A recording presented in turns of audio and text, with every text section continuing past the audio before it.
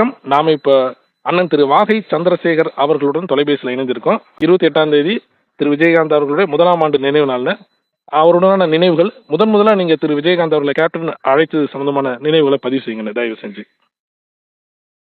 என்னுடைய 45 ஆண்டு கால நண்பர் விஜயகாந்த் அவர்கள் இருவருமே ஒரே சமயத்திலே சினிமாவிலே நடிக்க வேண்டும் என்பதற்காக சென்னைக்கு வந்தவர்கள் நாங்கள். திரைப்படத்தில் நடிப்பதற்கு முன்னால் இருந்து எங்களுடைய நட்பு தொடர்கிறது. அதற்கு பிறகு பலவிதமான போராட்டங்களிலே ஒருவருக்கு ஒருவர் ஆறுதல் சொல்லிக்கொண்டு ஒருவருக்கு ஒருவர் நம்பிக்கையை ஊட்டி கொண்டு வளர்ந்த நண்பர்கள் நாங்கள்.